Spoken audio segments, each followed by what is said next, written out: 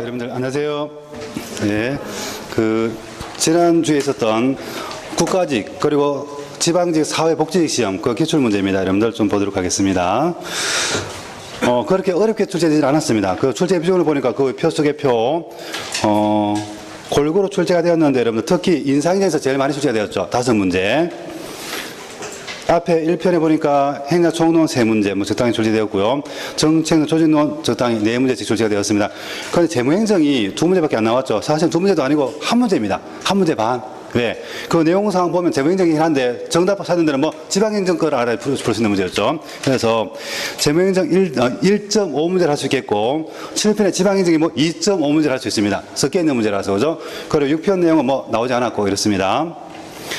그렇게 어려운 문제들이 아니라서 여러분들 뭐 좀 잘했다 그러면 90점 이상 맞아야 될 것 같습니다.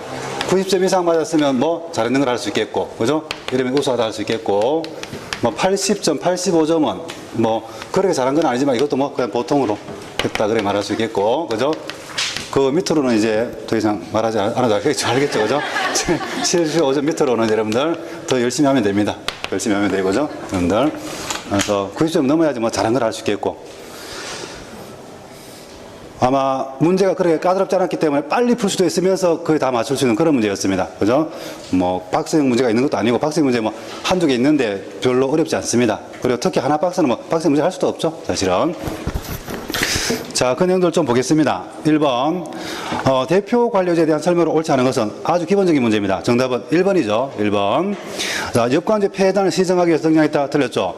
자, 대표 관료제는 뭐 실적주의 폐단을 폐단을 시정해서 등장했습니다. 실적주의가 너무 시험 성격만 강조하니까 경제적 여건이 안 되는 사람도 공부될 수가 없죠. 그래서 여러분들 경제적 여건이 안 되는 여러분들 소외계층이나 약자들에게 뭐 혜택을 주는 것, 할당해서 혜택 주는 것으로 도입한 것이 대표관리였습니다. 그래서 1번 틀렸죠. 나머지는 맞습니다. 2번 관료 국민에 대한 대응성과 책임성을 향상시킵니다.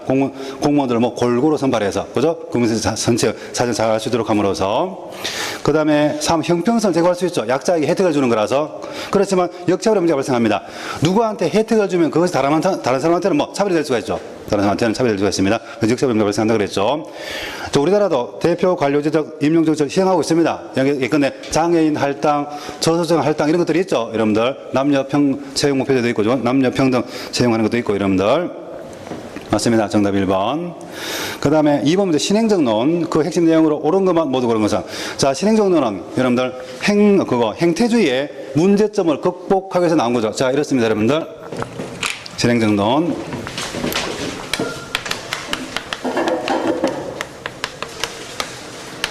자 신행정론은 특히 격동기 미국 사회를 배경으로 해서 나온 거죠.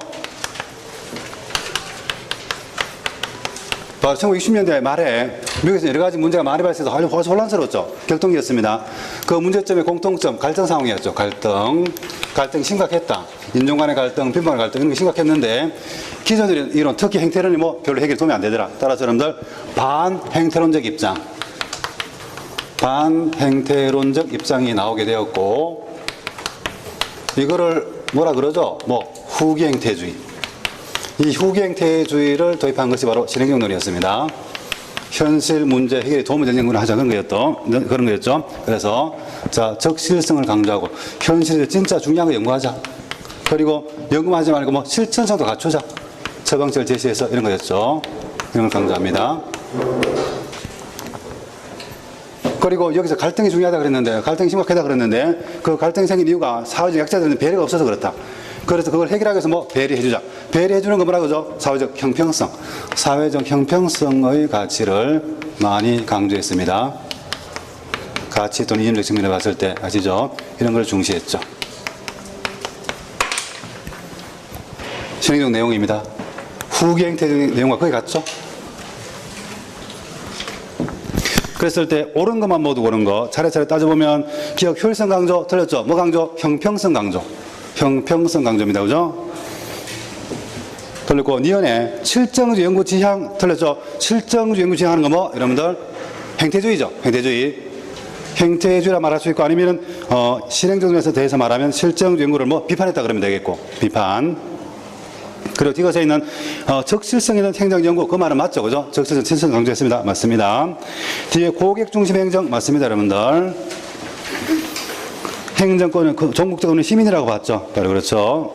그리고 기업적 정부 운영 아시죠? 기업식 정부 운영 강조했던 건 뭐죠? 신공공 관리론. 저기 NPM이죠, NPM. 틀렸습니다. 맞는 거 정답은 3번이죠. 디귿 리얼 맞습니다. 정답은 3번이었습니다. 그 다음에 3번. 관료제 병리 현상에 대한 설명을 옳지 않은 거. 틀린 거 정답은 4번이죠. 4번. 자, 관료제 막스배배 관료제인데 여러분들 4번. 법규나 절차 준수의 강조는 관료제 구성원들 비정의성을 저해한다. 틀렸죠. 자, 법규나 절차를 적절히 준수하면 정의성이 확보됩니다. 확보되죠, 여러분들. 비정의성은 여러분들 개인적 친분관계나 정의를 이끌지 않고 규정대로 업무를 처리하는 거죠. 그거 필요합니다. 필요해요. 비정의성은 병리가 아니죠. 병폐가 아닙니다. 여러분들. 틀렸죠? 이렇게 말할 수도 있겠네. 법규나 절차 지나친 강조는 뭐? 동조 과잉. 그로 인한 목표 전환 처리한다. 그러면 맞는데, 그죠? 그렇잖아요, 여러분들. 그 보충자료 바로 밑에 박스 안에 있는 것처럼 여러분들 동조 과잉 목표 전환 처리합니다. 절차나 규칙 지키는 지나치게 강조하면 정답 4번입니다. 나머지는 맞죠? 1번 규칙과 절차 그 나와 있네. 지나치게 집착하게 되면 목표와 수단의 대치 현상이 발생한다. 목표 수단 대치 여러분들 목표 전환 그렇게 말할 수 있죠. 동조 과잉을 가지고 그 결과 목표 대치 목표 전환 현상 가져옵니다. 그리고 2번 모든 문서로 처리하는 문서주의는 법문 용례를 처리할 수 있습니다. 그죠? 법문 용례 번잡한 문서 까다로운 절차 번잡한 문서 까다로운 절차. 물론 중요한 일에 대해서는 문서가 필요하겠지만 사소한 일에 대해서 다 문서를 요구하면 문서가 지나치게 많아지는 거 아시죠? 영어로 레드테이프라 그랬고 그것을 우리말로 번문 용례라 그런다. 번잡한 문서 까다로운 절차 문서와 절차를 지나치게 강조하는 거. 3번 자신의 소속 기관만 중요시함에 따라서 다른 기관과 업무 협조라든가 조직이 어렵게 되는 문제를 여러분들 뭐라 그러죠? 할거주의가 나타나기도 합니다. 바로 그렇죠? 병폐 격기능 맞습니다. 정답 4번. 그 다음에 그 참고 자료, 보충 자료 보시고 박스 안에 것들 쭉 지나가면 4번 문제. 자, 계급제의 장점에 대한 설명으로 옳지 않은 것을 했습니다. 계급제가 대비되는 거 직위분류제죠, 여러분들. 이런 거 했었죠. 자, 계급제가 대비되는 거 직위분류제 있습니다.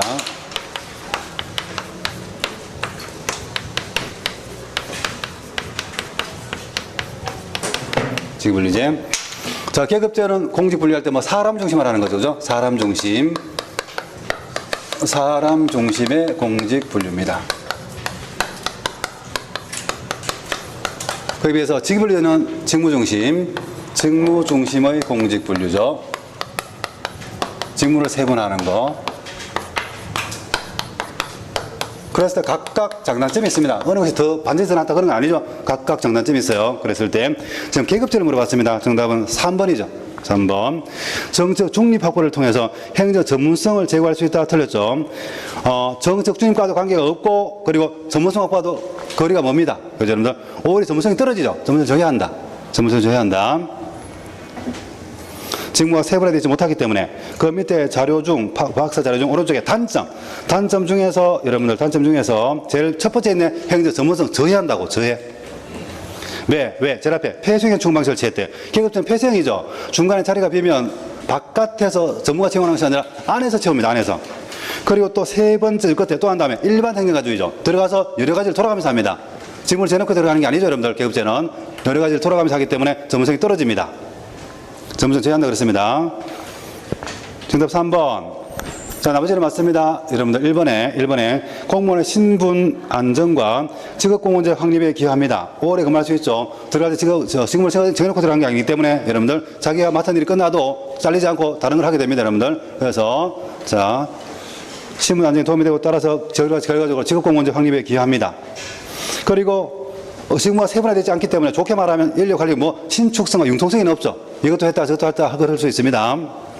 그리고 여러분들 이렇게 여러 가지를 돌아가면서 하니까 어떤 특정 직무에 몰입하는 것이 아니라 조직 전체, 집단 전체에 관심을 갖게 되죠. 따라서 4번 단체 정신과 조직에 대한 충성심 확보에 유리합니다. 반대로 직위분리는 특정 직무만 하니까 자기 일밖에 모르는 거지. 그죠? 그래서 저런 게 안 되는데 계급제는 저게 가능하죠.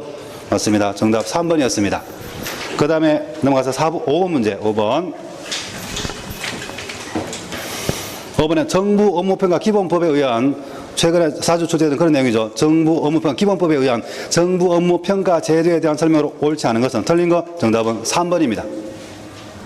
3번 여러분들. 행자부 장관은 자치단체 합동평가를 하는데 그 위원회를 만듭니다. 위원회 당연 위원장이다. 아니 행자부 장관이 시켜서 만드는 거죠. 그래서 여러분들 자, 그 밑에 보충 자료가 있으면 박스 자료에서 넘어가 보면 여러분들 제일 끝에 있죠. 시행령 18조 2항 동그라미 2번에 여러분들 자치단체 합동평가위원장은 제3화 민간위원 중에서 행자부 장관이 뭐 지정합니다. 행자부 장관 스스로 위원장이 되는 게 아니고 그렇죠? 민간위원 중에서 뭐 행자부 장관이 지정한다. 자, 꼭 기억할 수 있도록 하고, 요게 그래도 이번 출제에서는 조금 어려운 문제였습니다. 조금 어려운 문제였어요, 여러분들.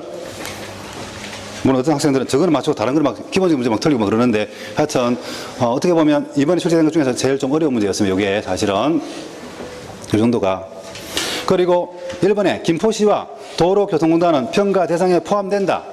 자, 포함되는 거, 대상되는 거, 여러분들, 그 박스 자료에 보시면 거기에 제2조에 있죠. 여러분, 가나다라가 중앙행정기관 대상이 되고, 나 자치단체가 해당이 되고, 그 김포시가 자치단체에 해당되는 거죠. 그죠? 그리고 각각 다 그 소속기관도 해당됩니다. 그리고, 공공기관, 공기업 같은 이런 것들인데, 여러분들, 공기업, 준정부 이런 것들인데, 그거, 도로교통공단이 뭐, 그 공공기관에 포함되는 거지.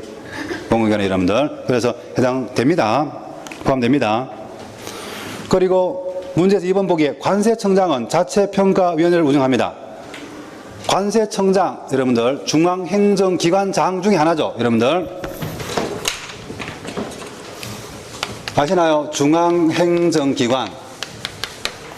중앙행정기관장입니다. 중앙행정기관에 뭐가 있어요?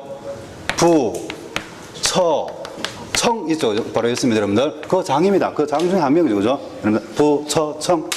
부. 행자부, 국방부 이런 거, 처, 법제처 이런 거, 청, 경찰청, 거기 뭐라고 여러분들, 관세청장, 관세청 이런 거. 그 장은 중앙행정기관입니다. 그 중앙행정기관장이 뭐 자체평가위를 운영해서 자체평가 시사적으로 돼 있지.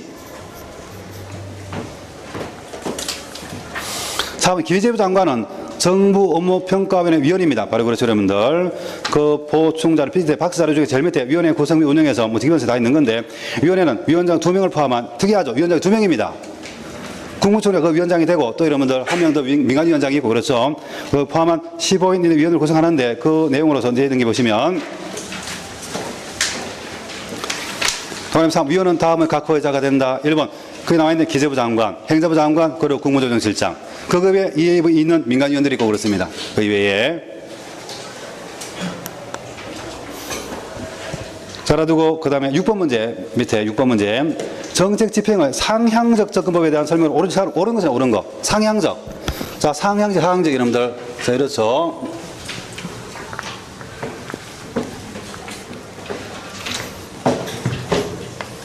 자, 정부조직 이렇게 있을 때, 위에서 정해준 대로 집행하는 거.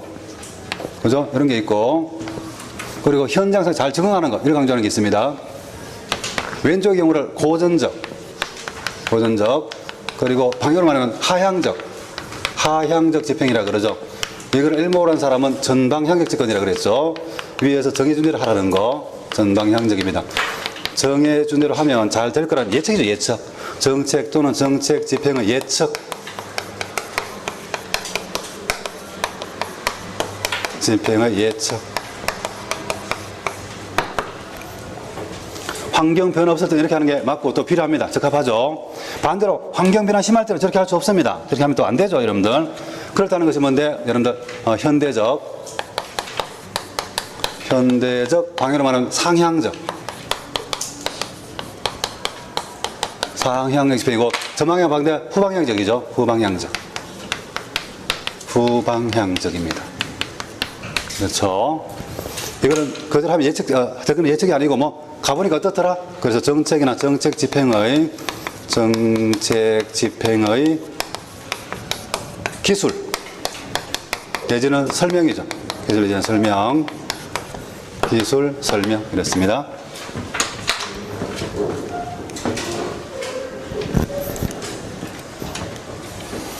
그랬을 때 그 설명 옳은 것은 정답은 3번이죠. 3번.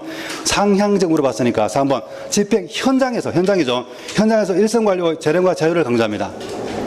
상향적 접근 맞죠? 나머지는 여러분 대표적인 모형이 사바티어 정책지지 연합 모형이다. 정책지지 연합 모형 뭐다? 대표적인 통합 모형. 상향 하향 합친 거 통합 모형. 통합 모형이죠. 통합 모형. 상향 하향 합친 겁니다. 그리고 2번, 4번. 2번 정책 결정하고 집행이 뚜렷하게 구분된다고 본다. 4번 안정되고 구조화된 정책 상황 정제를 한다. 이거 뭐 하향적 접근. 2번과 4번 하향적 접근이죠. 2번처럼 결정하고 집행이 뚜렷하게 구분되는 거. 위에서 결정, 밑에서 집행하는 거. 위에서 정해진 대로 하는 거 뭐 하향적이죠. 하향적. 맞는 거 3번이었습니다. 그 다음에 7번 문제. 아주 기본적인 문제가 나왔습니다. 허저버거 욕구 충족의 이원론에 대한 설명으로 옳지 않은 것은 여러분들 동기부여 이론 중 허저버거 이론. 이렇죠. 허저버거는 여러분들 불만에 관한 거, 그래 만족에 관한 것을 구분했습니다. 우리는 보통 불만의 반대를 만족이라 그러는데 그걸 만족한 불만이라 그러는데 이게 아니라는 거죠. 여러분들 이게 완전히 차원이 다른 거다. 차원이 다른 거라고 보면서 자 불만의 반대는 만족이 아니고 불만이 없는 상태다. 그리고 만족의 반대는 불만이 아니고 만족이 없는 상태다. 이렇게 봤습니다. 그러면서 자 불만에 관한 것들은 마치 위생요인과 같아서 해소가 안 되면 심한 불만이 일으키지만 해소된다고 해서 적극적으로 만족감을 주는 건 아니다. 이거는 조직에서 말하면 회사에서 말하면 뭐 근무 환경이죠. 근무 환경에 관한 것들. 환경이 안 좋으면 불만이 커지는데 환경 좋게 만들어준다고 해서 만족감이 커지는 건 아니라는 얘기죠. 그냥 불만이 주될 뿐이지. 그죠? 거기에 비해서 만족에 관한 것들, 이거를 해소 또는 충족시킬 때 뭐 동기부여가 된다. 그래서 이걸 여러분들 동기요인 또는 동기부여요인이라고 그럽니다. 동기요인 또는 동기부여요인 여러분들. 이거 여러분들 직무 자체죠. 직무 자체 내용, 특히 그 일을 함으로써 얻을 수 있는 보람, 성취감, 만족감 이런 것들. 그런 것들이 충족되었을 때 뭐 동기부여가 된다. 진짜로. 구분했으면 딱 2차원적이죠. 동일한 차원이 아닙니다. 여러분들 완전히 다른 차원에서 적용한다. 그렇습니다. 그랬을 때 정답은 1번입니다. 1번. 욕구 계층화를 시도한, 계층화가 아니죠. 차원이 다른 걸로 나눴습니다. 밑에 있고 위에 있고 그런 얘기 아닙니다. 여러분들. 그죠? 계층을 시도한 점에서 메슬로우 욕구 이런 것 당연히 유사하다. 이런 거는 뭐 여러분들. 일단 허즈버그는 계층이 아니고 뭐 이렇게 말할 수 있겠네. 저렇게 욕구 계층화를 시도한 점에서 메슬로우 이런 거 유사한 것은 엘더프의 ERG로 이렇게 말할 수 있겠습니다. 그죠? 엘더프의 ERG 이론 아시죠? 세 가지로 줄였지만 뭐 계층이라는 점에서 같습니다. LDP ERG론. 그 해설 자리 제일 끝에 있는 거, 그죠? LDP ERG론. 일단 허즈버그 이론은 뭐 계층이 아니고, 그렇잖아요. 나머지는 이 불만족을 주는 요인하고, 불만을 주는 요인하고 만족을 주는 요인은 서로 다르다. 맞습니다. 이혼하시켰죠. 자, 무엇이 동기 일반론가에 초점을 두는 내용이론이다. 그죠? 과정이론과 내용이론 중에서 내용이론에 속하죠. 욕구를 강조하는 거라서. 4번. 작업 조건에 대한 불만을 해소한다 하더라도 근무 태도에 장기적 영향을 미치지 않는다. 장기적 효과를 영향을 주기 위해서는 뭐 만족 요인을 충족시켜줘야 되죠. 그죠? 여러분들 정답 1번이었습니다. 그 다음에 8번 정부 조직에 관한 설명으로 옳은 것은 했으면 옳은 거. 어떤 학생 저게 어렵다 그러던데 어려운가요 여러분들? 몰라. 다른 거는 몰라도 4번은 알 수 있지. 4번은 정답만 알면 되지 뭐 문제 풀 때는. 그렇잖아요 여러분들. 정답은 4번이잖아. 특허청은 맨날 하는 거죠. 다른 거는 다 몰라도 특허청만 기억해라 이렇게 했습니다. 그래서 이거 틀린 사람 집에 가서 손 들고 있습니다. 자, 그 많은 것 중에서 40개 넣은 것 중에 접는 거 딱 한 개 기억하라 그랬는데 그걸 기억하면 어떡할 거예요, 여러분들? 죽으란 소리도 못 하겠고. 자, 4번. 자, 특허청은 행정, 재정사에 자율성이 부여되고 성과에 대해서 책임을 지는 뭐다? 책임 운영 기관이다. 맞습니다. 책임 운영이 중에서 특히 뭐 한 개뿐이 뭐? 중앙 책임 운영 기관. 그거 딱 한 개 기억하라 그랬는데 그걸 기억 못하면 안 되지. 그죠, 여러분들? 그러면 1번, 2번, 3번 몰라도 풀 수 있잖아요. 문제 풀 때는 그렇잖아요, 여러분들. 여러분, 감사원은 정부 조직법에서 정하는 합의제 기관이다. 합의제 기관은 맞는데 감사위원회로 구성됐으니까 정부 조직법이 아니죠. 뭐 헌법. 감사할 때마다 했는 거 뭐 헌법상의 기관. 감사원은 법률상의 기관이 아니고 헌법상의 기관이라고 그렇습니다. 여러분들 특히나 정부 조직법에는 코빼기도 안 보입니다. 여러분들 없습니다. 거기는 없어요. 감사원은 헌법상의 기관이고 물론 자세한 것들은 정하라고 감사원법이 따로 있고 그렇습니다. 그죠? 여러분들. 그리고 이번 금융감독원은 정부 조직법에 따라 설정 중앙행정기관이다. 자, 아까 중앙행정에 뭐뭐 있다 그랬죠? 적었는데 뭐 부처 청. 그거는 금융감독원은 해당되지 않습니다. 여러분들 금융감독원 해당되지 않습니다. 아까 중앙행정기관은 부처청이라 그랬지. 금융감독원은 뭐 거기 나와 있는 것처럼 여러분들 특별법에 의해서 설치된 특수법인이지, 그죠? 무자본 특수법인입니다. 동그라미 해설에 있는 것처럼 금융위원회 지도 감독을 받아서 금융기관에 대한 검사, 감독 업무 수행하는데 여러분들 이거는 정부 조직법에 있는 게 아닙니다. 여러분들 금융위원회 설치에 등장하는 법률 따로 있는 거 따로 그 법에 의해서 설치된 무자본 특수법인이다.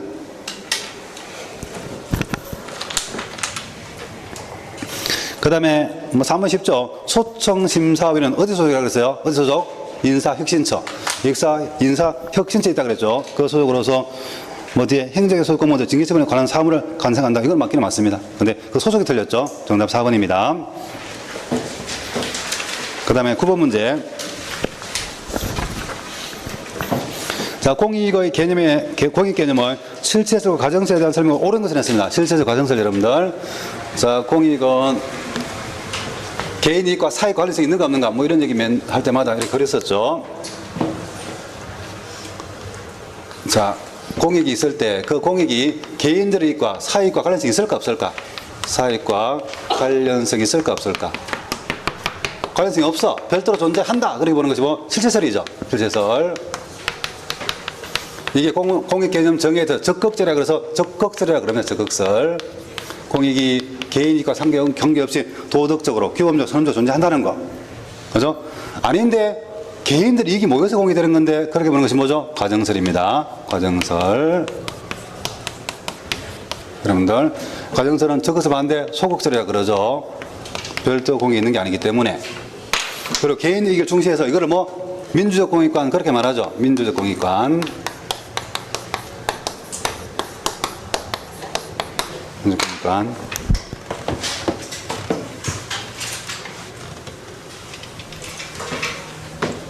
기본적인 문제였습니다.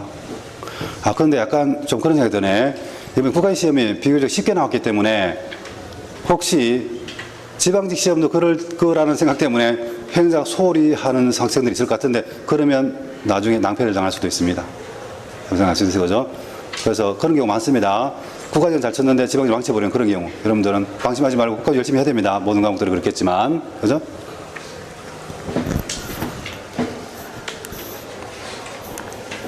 자, 9번 정답은 옳은 거 3번이죠. 3번. 실체설은 공익이라는 미명하에 개인의 이익이 침해될 수도 있는 위험을 대표하고 있다. 자, 공익이 실체가 있다 그래서 그 공익이라는 이름을 대면서 여러분들 사익들을 개인 이익을 뭐 침해할 수도 있습니다. 여러분들 별도로 존재한다 그렇게 보기 때문에 문제점 중에 하나죠. 저게. 나머지는 1번 실체설은 집단 간 상호작용 사물을 공이라고 본다. 여러분들 집단 간 상호작용 경우에 사물이 공이라고 보는 것은 제일 앞에 과정설이겠죠. 과정설이고 그 다음에 2번에 과정설 대표 학자에는 플라톤 그리고 루소 등이 있다. 플라톤, 루소는 도덕적 규범 같은 강조하기 때문에 과정설이 아니죠. 실체설이죠. 실체설의 대표자입니다. 그 다음에 4번에 과정설 공익과 사익 명확히 구분된다. 명확히 구분된다고 보는 건 뭐 실체설이지. 정답은 3번이었습니다. 그 다음에 전략적 인적 관리에 대한 설명으로 옳지 않은 것은 여러분들 자, 인간을 중요한 자원으로 인식하는 것이 전략적 인적 자원이죠. 인적 자원 관리입니다. 여러분들 정답은 2번입니다. 2번. 자, 이번 개인의 욕구는 조직 전략적 목표 달성을 위해서 희생해야 한다는 입장이다. 틀렸죠. 여러분들 희생이 아니라 조직의 목적과 개인의 목적을 뭐 조화시키는 조화시키는 겁니다. 여러분들 그 밑에 비교표가 있는데 왼쪽에 전통적 관리, 오른쪽에 전략적 인적 자원 관리. 오른쪽에 두 번째 칸에 뭐라고 되어 있어요? 조직 성과하고 개인의 행복 조화를 추구하는 거지 하나를 희생시키는 게 아닙니다. 여러분들 따라서 속에 근무생활 지위를 중시하면서 개인의 행복도 추구하는 거지 함께 희생시키는 거 아닙니다. 자, 나머지는 맞습니다. 1번 장기적이며 목표 성과 중심적으로 인적 자원을 관리하는 것 인간을 중요한 자원으로 보는 거죠.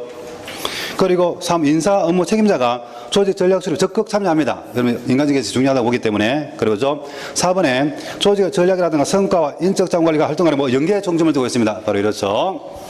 자, 정답은 2번입니다. 잘 봐두시고 그 표도 보시면 좋겠습니다. 그 다음에 11번.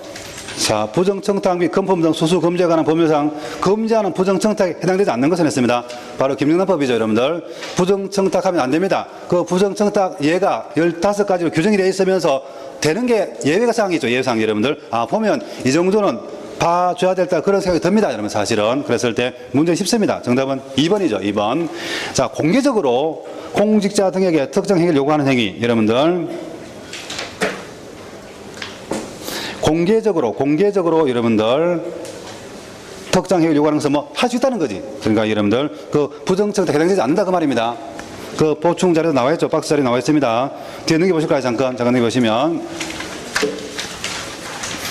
동그라미 2번. 제1항에도 불구하고 다음 각 호의 어느 하나에 해당하는 경우는 이 법을 정하지 않는다. 이건 가능하다는 얘기죠. 그럼 허용되는 겁니다.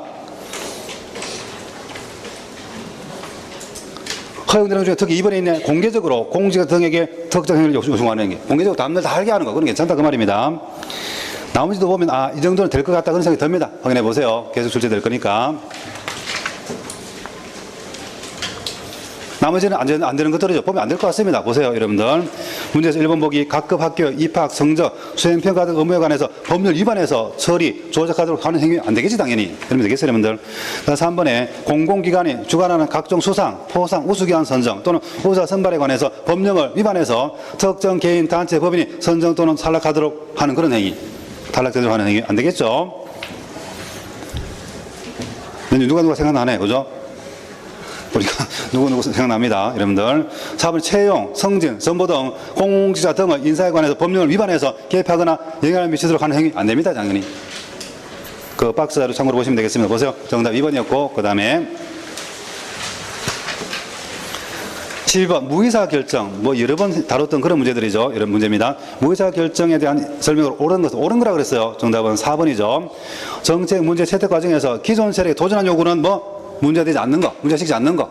그래서 어떤 주제가 논의가 되고 결정이 됐을 때 지배계급들한테, 엘리트 계층한테 부석되는 게 아니라 판단을 막아버리는 거죠. 맞습니다. 나머지는 이번 지배적인 엘리트 집단은 자신의 이해관계가 부합되지 않는 이슈라도 정책 의사결정 단계에서 논의하려고 한다. 틀렸죠.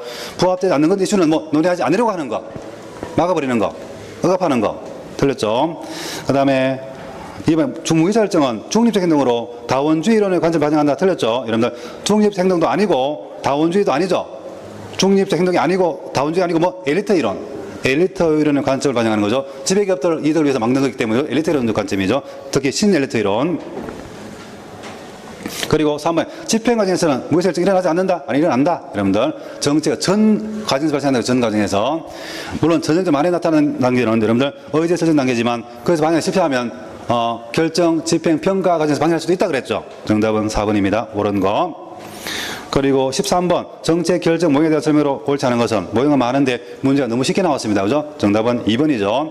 자, 최종 모형 뭘 강조하죠? 초합리성. 그러니까 정책 결정자의 직관적 판단이 바로 초합리성인데 이런 것들을 정책 결정 중요한 요인으로 인정하죠. 인정되지 않는다가 아니고. 그래서 정책 결정 모형 중에 특히 초합리성, 직관적 판단 강조하는 거, 초합리성 강조하는 거 여러분들 최종 모형이었습니다. 2번 틀렸고 정답이 나머지는 맞죠. 점정 모형은 기존 정책 수정 보완해서 약간 개선된 상태의 정책 대안이 선택됩니다. 약간씩 점정 맞죠.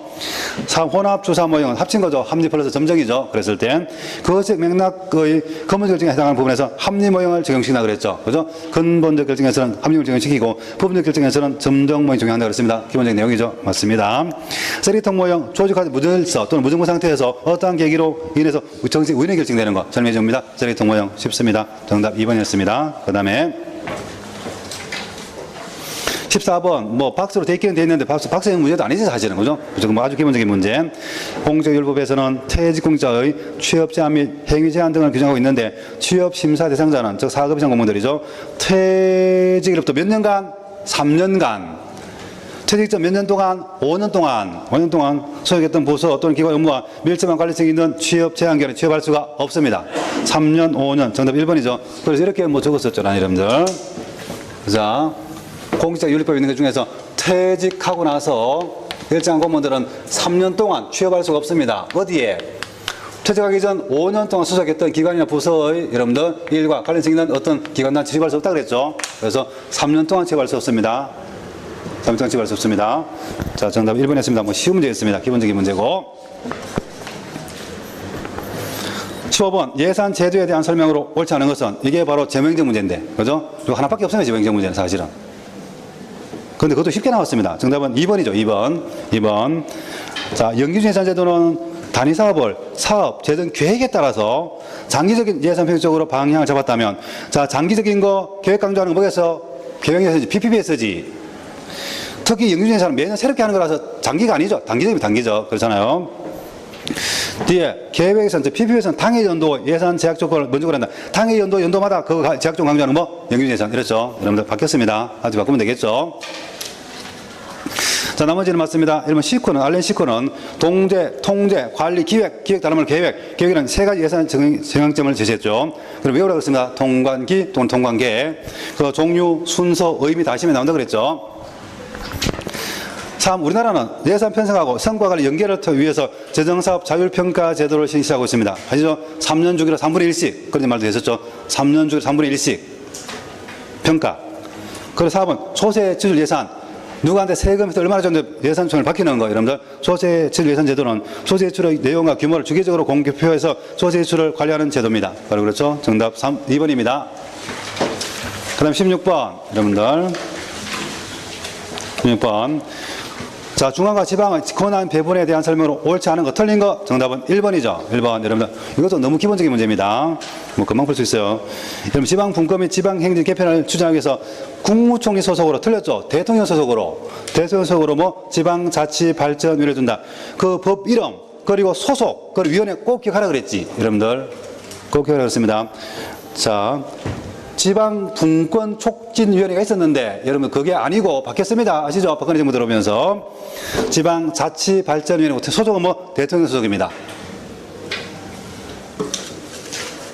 이건 확실한 거라서 만약에 실제 시험장에 갔을 때는 만약 1번이 저렇게 했으면 다른 거 볼 필요도 없지 사실은. 그죠? 좀 확실한 거니까 이럴 수도 있고 저럴 수도 있고 그런 게 아니기 때문에 그죠? 여러분들 저는 확실한 거니까 시험장에서는 다른 건 볼 필요도 없습니다. 뭐 한번 보면 2번 국가는 자산채 이양한 사무가 원활히 수령 처리할 수 있도록 행정적 재정 지원을 해야 됩니다. 그런 규정이 있고 그 다음에 3번 중앙행정장관 자세한 사항이 이거 별도로 시험에 나온 적도 있죠. 자세한 사항이 중앙과 지방이 여러분들 사무 처리할 때 의견 달리하는 경우에 이를 협의 조정하기 위해서 뭐가 있다? 국무총리 소속으로 뭐 행정협의조정위원회 그것도 위원회 이름과 소속을 꼭 기억하라 그랬죠 여러분들. 위원회 이름은 행정협의조정위원회고 소속은 뭐 국무총리 소속. 중앙과 지방 사이에 분쟁이 생기면 꼭 기억한다 그랬습니다. 그리고 4번 지방자치법은 원칙적으로 사무법인 방식에 있어서 포괄적 예시주의를 취하고 있습니다. 포괄적 예시주의. 개별적 지정 방식이 아니죠 여러분들. 그래서 문제도 있습니다. 포괄적입니다. 맞습니다. 정답 1번. 그 다음에 우리나라 지방자치 계층에 대한 설명을 옳지 않은 것은 여러분들 계층. 매번 이런 거 그랬었는데 이런 문제 설명 안 되죠. 여러분들 이런 거 했잖아요. 우리나라 얘기니까 우리나라는 자치계층이 중청제 중에 이청제죠. 이렇게 되어 있잖아요 여러분들. 대한민국 정부 중앙정부가 있고요. 정부가 있고 그 직할로 광역단체가 있습니다. 이렇게 여러 번 그렸었죠. 수업할 때마다 뭐 특별시, 광역시, 도, 특별자치도, 특별자치시 있습니다. 그 관할 구역 내에 기초단체들이 있죠. 이렇게.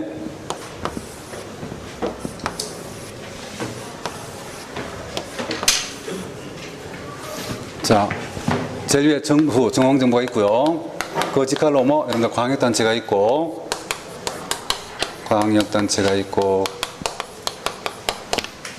그리고 기초단체가 있습니다. 그 관할구역 내에.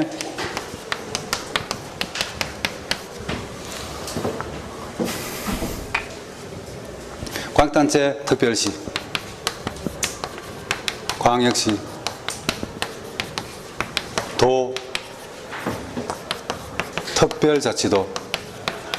특별자치도, 그리고 특별자치시. 그렇죠. 자, 광역단체는 개수도 시험에 나올 수 있다 그랬죠. 특별시 1개죠. 서울특별시 1개. 광역시 부산 비롯해 6개 있습니다. 부산, 울산, 대구, 대전, 연천, 광주 6개죠. 또 팔도라 그러죠. 팔도 8개 있습니다. 경기도, 강원도, 충청, 남북, 경상, 남북, 그리고 전라도, 남북, 팔도죠. 제주도는 별도로 제주 특별자치도 바로 제주도죠. 1개 있습니다.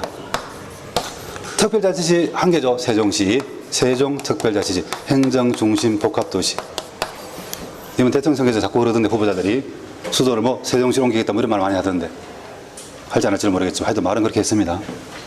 1개입니다. 합치면 17개죠. 17개 시도가 있습니다. 기억하고 꼭. 자, 그 관할 구역 내에 기초단체들이 있죠. 특별시는 25개 자치구가 있습니다. 자치구, 이렇죠. 있습니다. 그 그리고 여러분들 광역시에는 자치구도 있고 여러분들 부산광역시 기장군 같은 군도 있습니다. 특별시는 군이 없는데 광역시는 군이 있죠 여러분들. 도에는 도시지역에 시가 있고요, 농촌지역에 군이 있습니다. 아시죠? 이렇게. 특별자치는 제주에는 기초단체가 없습니다. 있었던 걸 없애고 도단체 광역자치제로 개편해서 운영하고 있습니다. 물론 옛날 이름은 남아있죠. 제주시 서귀포시 이름은 남아있는데 그거 자치단체가 아니다. 그랬어요. 자, 특별자치 세종시는 좀 애매합니다. 지방자치법에는 자치구와 군을 둔다고 되어 있습니다. 그렇지만 인구가 10만 밖에 안 되기 때문에 특별법 조치에 따라서 설치하지 않기로 했습니다. 그거 아시죠? 법 원칙 중에 특별법 우선의 원칙이 있습니다. 일반 법이 있고 특별법이 있으면 특별법 우선입니다. 그죠? 그래서 설치한다, 안 한다? 안 한다. 그죠? 여러분들. 일반법인 지방자치법은 있지만 특별법인 여러분들 세종 특별자치지역 설치하는 법률에서는 설치하지 않기로 했습니다. 전문 넣어놨지만. 그죠? 자, 이게 우리나라의 자치단체 전부 다입니다. 우리나라 자치단체 전부 다죠. 그래서 확인해보면 여러분들. 17번 정답은 3번이죠. 세종특별자치지역 특관할구역으로 자치구를 둘 수 있다? 아니, 설치하지 않는다. 자, 그 밑에 자료가 있죠. 잠깐 오른쪽에 가보면 여러분들 끝에 세종특별자치지역 설치에 관한 특별법에서 제6조에 동일 1번 1항 정부의 직할로 세종특별자치 설치한다 그러면서 동일 2번에 세종특별자치 관할구역에는 지방자치법 제2조 1항 2호의 자치단체를 두지 않는다. 기초단체인데 그러니까 기초단체를 두지 않는다 이렇게 되어 있는 거지. 두지 않는다. 그죠? 여러분들 없습니다. 그러니까 지방자치법상으로 있지만 특별법 조치 따라서 설치하지 않기로 했다. 정답 3번입니다. 나머지는 1번 제주특별자치도는 자치개청 지키면 단청제죠. 기초단체가 없다 그랬으니까 다른 데는 대부분 다 2층이지만 그죠? 이번 자치개청은 자치니까 주민공동체의 정책 결정이라든가 집행의 단위로서 정치 민주성 가치가 중요시됩니다. 바로 그렇죠. 그리고 4번에 자치개청은 군을 두고 있는 광역시가 있다. 있죠? 여기가 대표적인 예입니다. 부산광역시 기장군이 있습니다. 울산광역시 물주군이 있고 그렇잖아요 여러분들. 자, 특별시에는 군이 없지만 광역시에는 군이 있습니다. 맞습니다. 정답 3번. 그 다음에 18번 문제. 18번 여러분들. 정부 규모와 역할에 대한 행정 이론의 설명으로 옳지 않은 것은 틀린 것. 정답은 1번이죠. 1번. X 비율성은 과열된 경쟁에서 나타나는 정부의 과다한 비용 발생을 의미한다. 틀렸죠? 과열된 경쟁이 아니고 경쟁 부재. 경쟁이 없어서 생기는 거예요. 없어서. 그죠? 경쟁이 없으니까 직원들이 열심히 안 해도 그냥 눈 감아줍니다. 그래서 여러분들 그냥 적당히 시간만 때우다 가는 사람들이 있어도 놔두는 거지. 혼내지도 않고 자르지도 않고. 그래서 혈중이 떨어지는 거였습니다. 그죠? 경쟁이 없어서 생기는 문제입니다. 과열된 경쟁이 아니고 경쟁 부재 상태에서 발생하는 거죠. 여러분들. 민간기업은 경쟁이 치열하기 때문에 직원들이 열심히 안 하면 혼냅니다. 심하면 자릅니다. 그죠? 그런데 공무원들은 그냥 놔두는 경우가 있더라. 그래서 여러분 의식 구조나 근무처 잘못되어 있어도 그냥 놔두기 때문에 혈중이 떨어지는 거. 인원은 많지만 혈중이 떨어지는 거 X 비율성. 바로 그렇죠. 자, 나머지 맞습니다. 2번 따로 나온 적도 있죠. 지대축 이론은 규제나 개발 계획 같은 정부의 시장 개입이 클수록 다른 문제에서 작을수록이라고 설린 적이 있죠. 클수록 독점이나 과점 상태를 정부가 넣을 수 있기 때문에 지대축행위가 증가하고 그에 따른 사회 정치가 증가하게 된다고 정했습니다. 그래서 거래비용이론 아시죠? 거래비용이라서는 당사자간 협상이라든가 커뮤니케이션 비용과 계약 준수를 감시하는 비용도 다 거래비용 포함이 됩니다. 사전적 비용, 사후적 비용, 경제거래에서 발생한 모든 비용이 거래비용이죠. 그런 걸 커져서 시장이 실패할 수 있고 그러면 조직이 만들어진다 그런 거였습니다. 그 다음에 4번 대리인이론은 주인 대리인 사이에 정보 비대칭성이 있고 그렇죠. 대리인들이 기회주의적으로 행동하는 경우에 역선택 문제가 발생할 수도 있다고 정합니다. 역선택 문제가 발생할 수도 있고 또 도덕적 해이 문제가 발생할 수도 있고 그렇죠. 여러분들. 역선택은 그렇게 생각하면 됩니다. 여러분들. 대리인이 될 사람이 자기한테 유리한 거는 말하고 불리한 것을 감춰서 기회주의적으로. 그래서 별로 대리인으로서 수상하지 않은 사람을 대리인으로 선임하게 되는 그런 생각을 가져오는 겁니다. 역선택이죠. 그죠, 여러분들? 선택되고 나서 또 자기 개인이익 추구하는 건 뭐고, 열심히 하지 않는 건 뭐고, 도덕적 해이고. 그렇습니다, 여러분들. 정답 1번입니다. 나머지는 맞습니다. 그 다음에 9번, 19번. 공공서비스, 공급 주체, 유형과 예시를 바르게 얘기하는 것은 시험 치고 와서 이거를 좀 얘기하는 학생들이 많던데, 여러분들. 조금 깊이 있게 출제를 했습니다. 보통 잘 다루지 않는 부분이 나왔죠. 그렇지만 알고 있는 거 가지고 풀 수 있으면 알고 있는 거 가지고, 여러분들. 자, 차례차례 따져보면 준시장형 공기업 한국방송공사, 한국방송공사는 공공기관을 지정할 수 있다, 없다? 있다, 없다? 없다 그랬지. 없다 그랬습니다, 여러분들. 없는 것 중에 세 가지 중에 하나입니다, 여러분들. 기억나세요, 여러분들?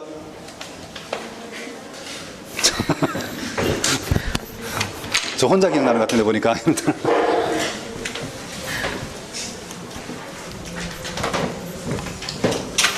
자, 여러분들, 지정할 수 없는 거.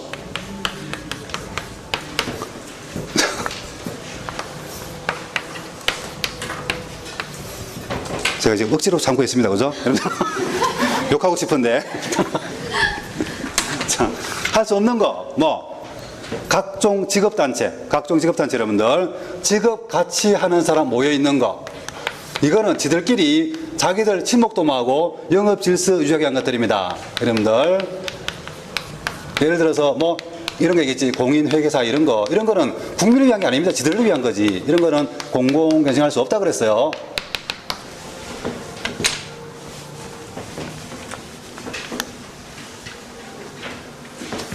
또, 뭐, 지방공기업 지정할 수 없다 그랬지. 지방공기업, 여러분들. 이거는 공공성이 없어서가 아니라, 여러분들, 먼저 지방공기업법이 있었기 때문에, 지방공기업법이 벌써 50년 전에 만들어져 있었다, 여러분들. 그죠? 지방지원기업에 해당되는 거, 이런 것들이죠. 뭐, 지방공사, 지방공단, 이런 것들입니다. 이런 것들은 여러분들, 공문법, 공공기업 운영의 법률, 공공기업 운영하는 법률 사항, 거죠? 지정할 수 없다고 되어 있었죠. 지방공사, 지방공단, 이런 것들.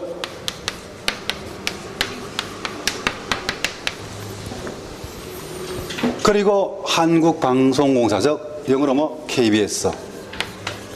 그리고 EBS, 이런 거는 특별히 지정할 수 없다고 규정이 되어 있었습니다. 여러분들. 보니까 분위기상 수업 열심히 했긴 했지만 다 까먹은 것 같은데 보니까. 다 까먹은 것 같아요.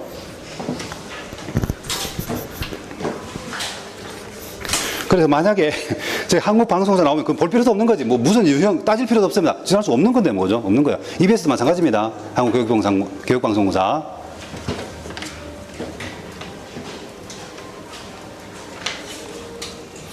그 다음에 2번 시장형 공기업. 한국마사회 아닌 걸로 기억하라 그러죠. 아닌 걸로 그죠, 여러분들. 자, 시장 공기업은 뭐였어요, 여러분들? 크고 돈 많이 버는 회사였죠. 공기업 중에서. 그랬을 때 시장형 공기업은 이렇게 기억한다 그랬잖아요, 여러분들. 시장형 공기업, 여러분들. 뭐라고? 우리 에너지가 살 수 없으니까 에너지 관련 기업들이죠. 대부분 에너지 관련 기업입니다. 에너지 관련 기업. 이런 거잖아. 한국가스공사, 가스, 석유, 광물, 그리고 난방, 그리고 각종 전기 회사들, 이런 거였잖아요, 여러분들. 여기에 대해도 마사회는 해당되지 않습니다.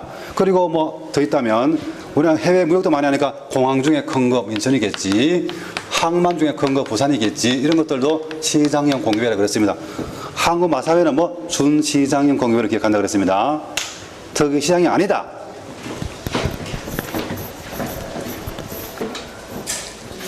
자, 한번 기금관리형. 기금관리형은 여러분들 말 그대로 기금을 관리하기 한 건데, 한국연구재단은 연구재단이니까 기금 아닙니다, 여러분들. 이건 뭐 위탁집행형 준정부기관이죠. 한국연구재단. 그 밑에 표에도 확인할 수 있습니다.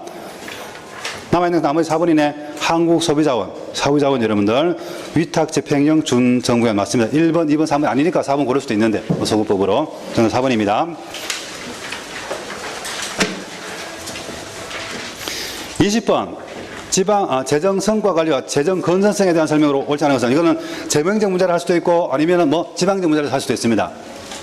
1번, 보기 1번만 보면 지방행정 문제고, 지방 자체로 문제고, 그죠? 2, 3, 4 보면 재정행정 문제지. 그래서 아까 뭐 1.5, 2.5 이렇게 말했었는데, 정답은 1번이죠, 1번. 여러분들, 중기 지방재정계획은 지방재정법에 근거한, 그 말은 맞죠? 사후 틀렸습니다. 사전.